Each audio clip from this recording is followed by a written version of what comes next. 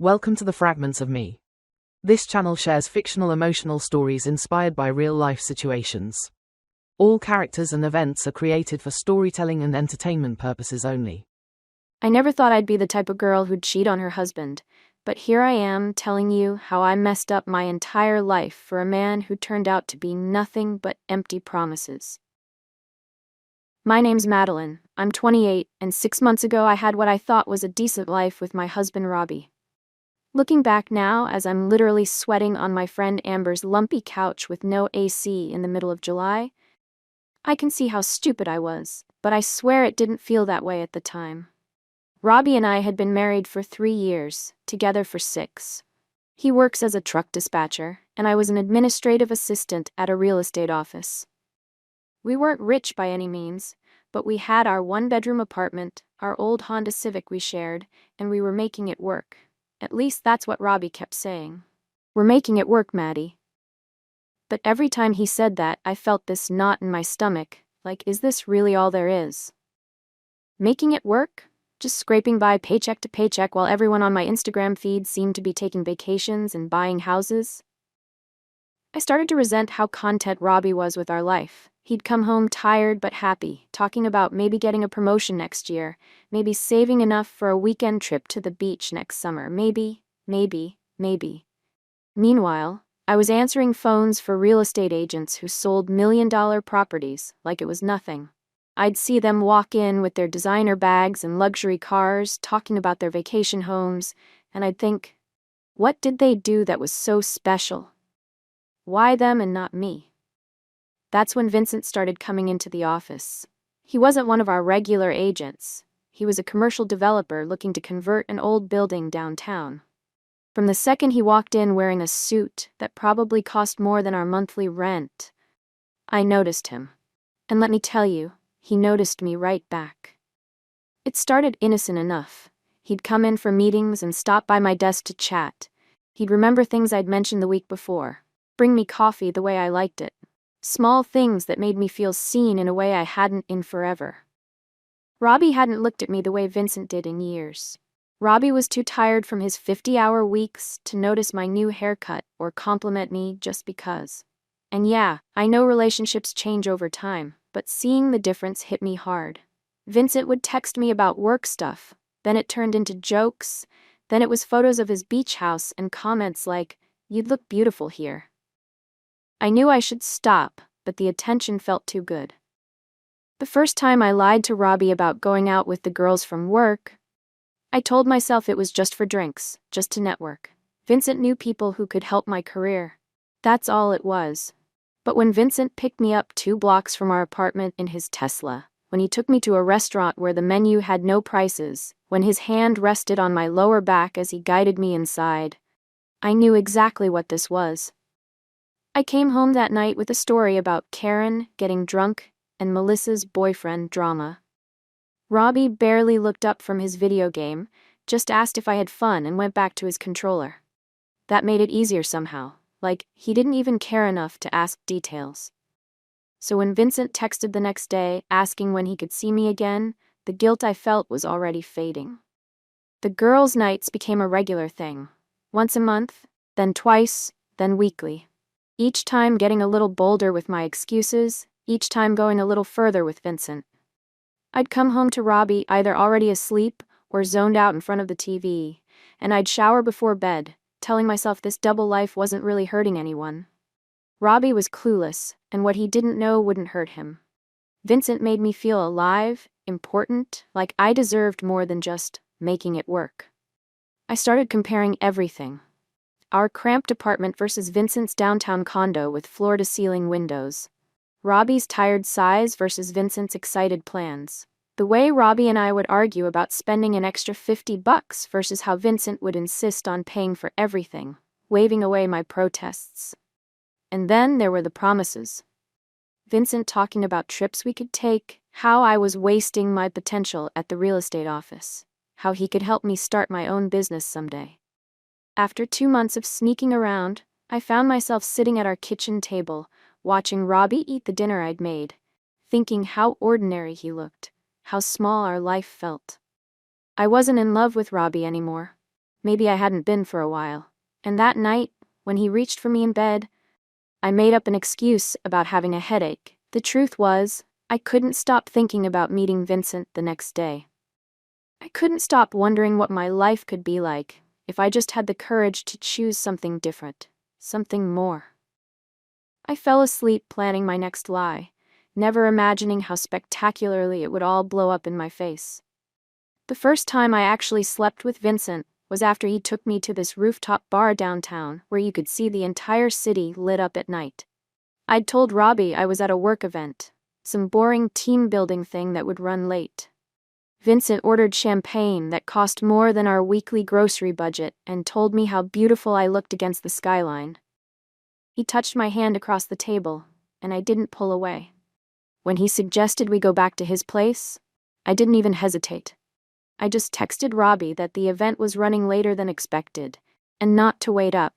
Vincent's condo was everything I'd imagined. Modern, spacious, with that view that made our apartment look like a shoebox. He had actual art on his walls, not posters or framed prints from Target like we had. He mixed me a drink at his marble kitchen island while I kicked off my heels and walked around touching everything. The whole place screamed success in a way that made me feel both out of place and like I belonged there more than in my own home. What happened next was exactly what you're thinking.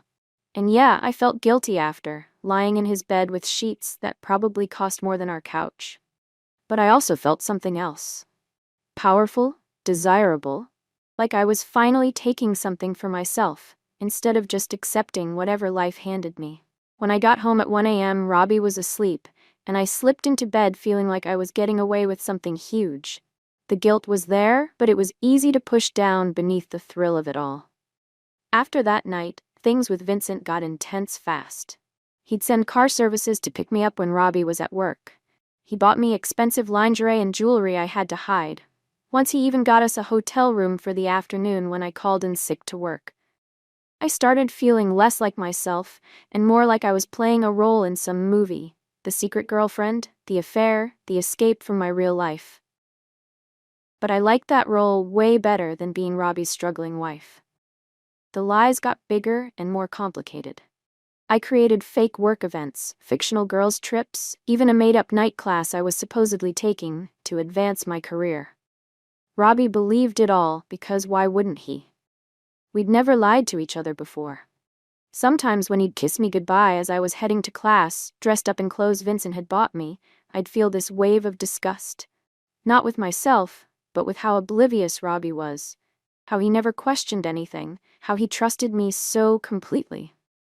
Vincent started talking about a future together. He'd mentioned trips to Europe, a beach house in Florida, the kind of life I'd always scrolled past on Instagram thinking must be nice. When I'd bring up Robbie, he'd just say things like, "You deserve better, and when you're ready, I'll be here." He never pushed, which somehow made it worse. Like he was so confident I'd choose him eventually that he didn't even need to rush me.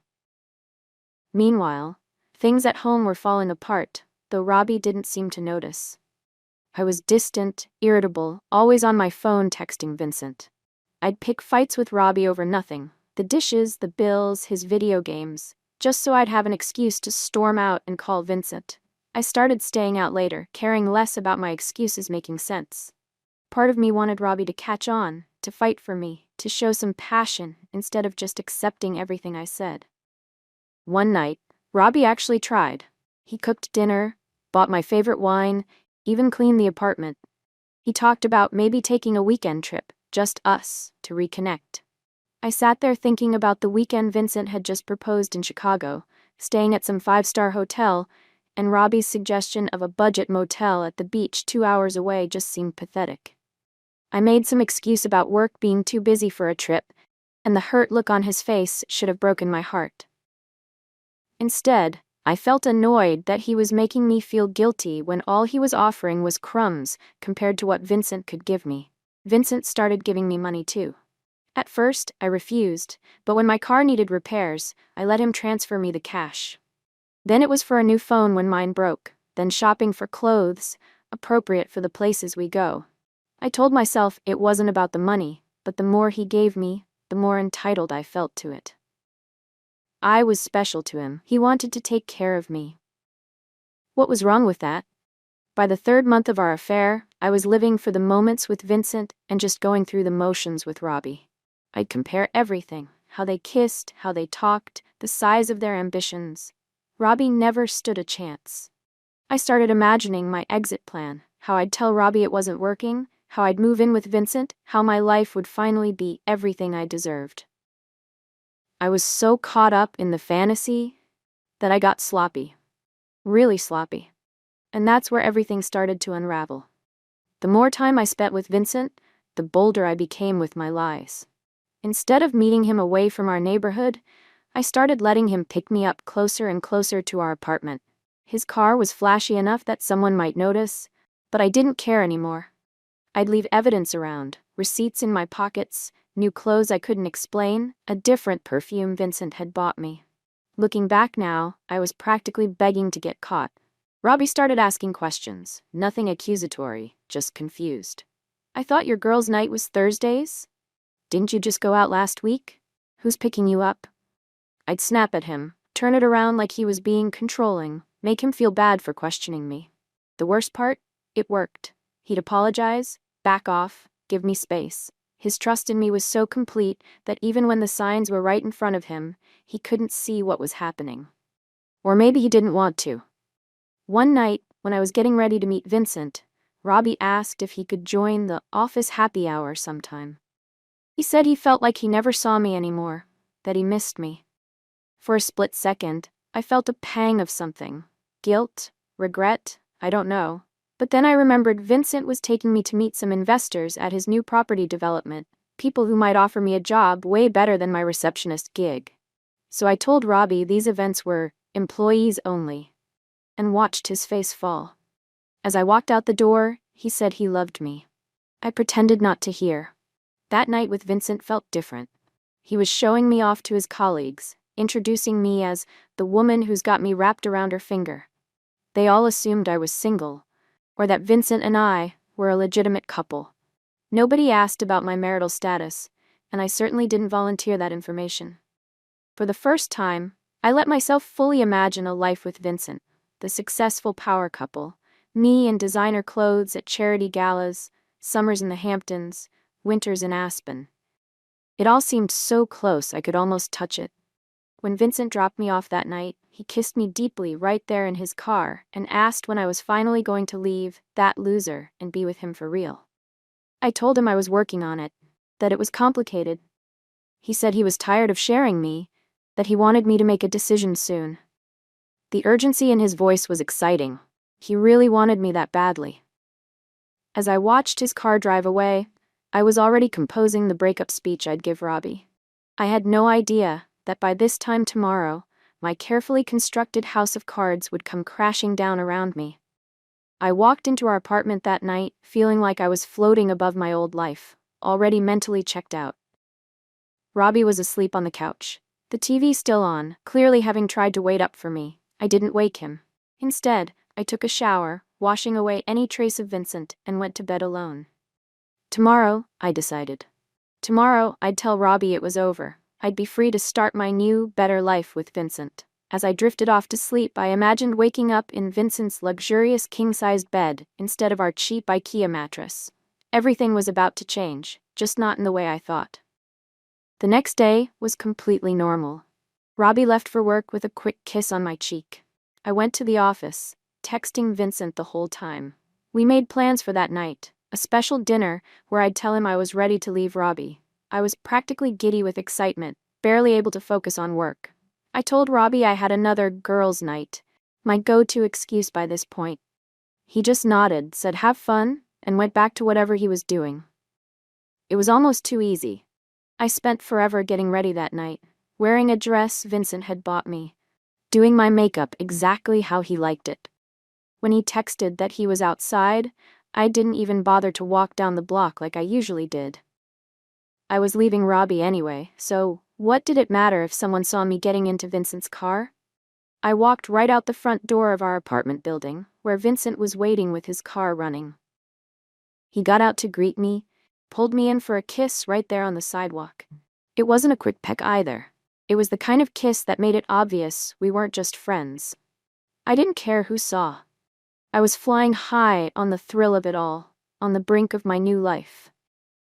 Vincent opened the car door for me, and just before I got in, I glanced up at our apartment building out of habit.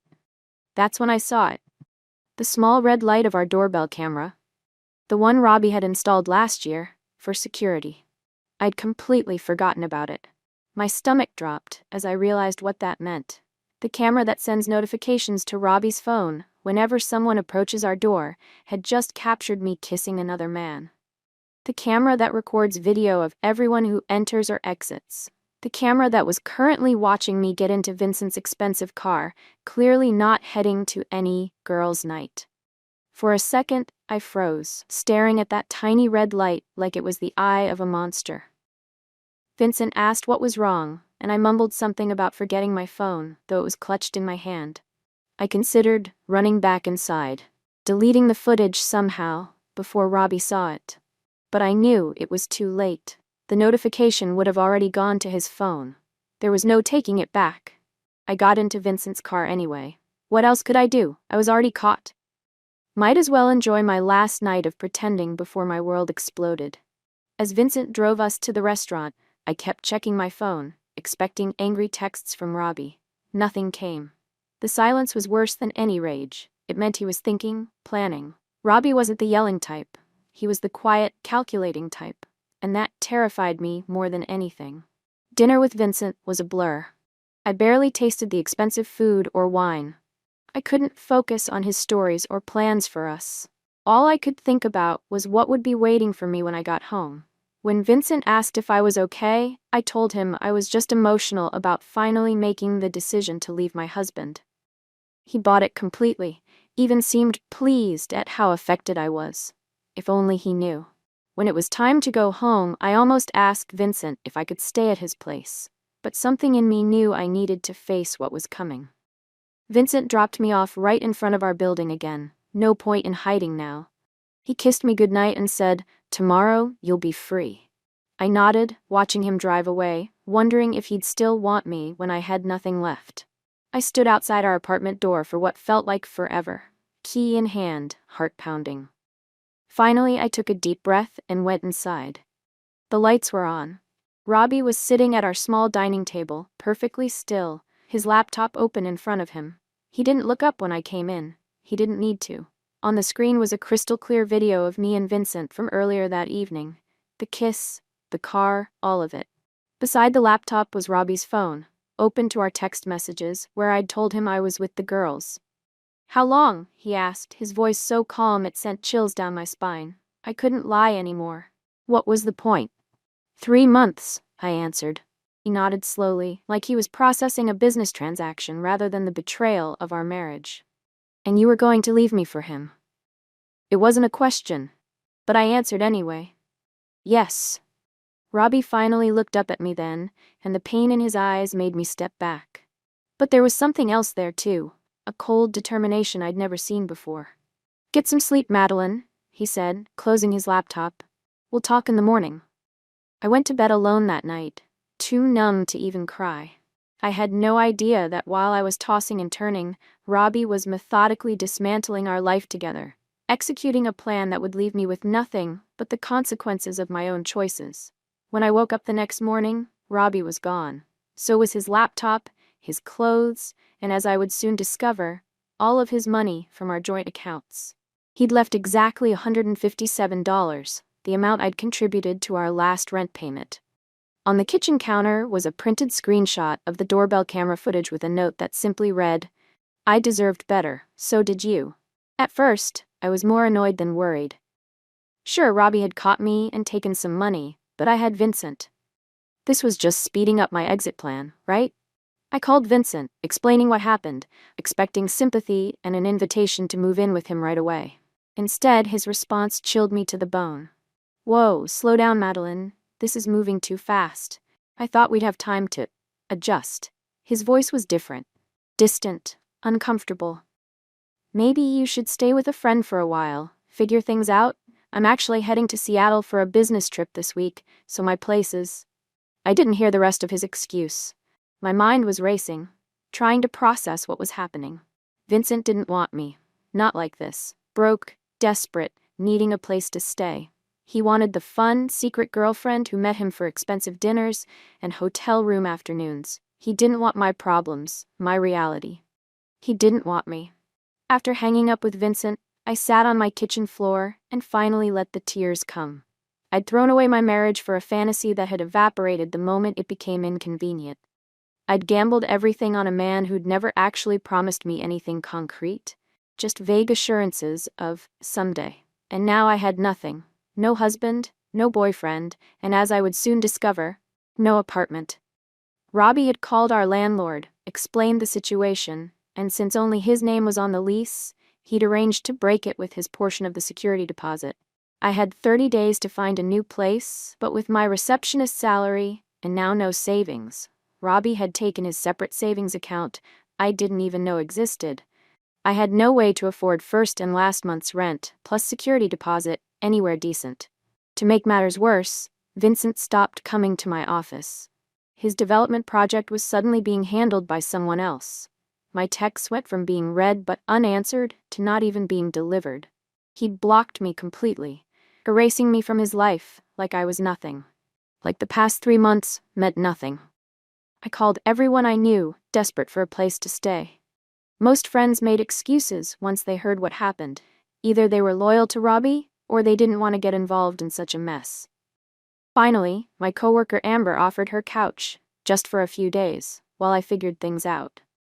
Those few days have stretched into 3 weeks now, and her patience is wearing thin. Vincent's number is still blocked. Robbie won't respond to my texts or calls. My boss at the real estate office is giving me side eyes since Vincent pulled his business. And I'm sweating on Amber's lumpy couch in the middle of July because her ancient window unit AC barely cools the living room. I can hear her and her boyfriend whispering about when I'm going to leave. I scroll through Instagram, looking at the filtered lives of people I thought I wanted to be, wondering how I managed to lose everything that actually mattered.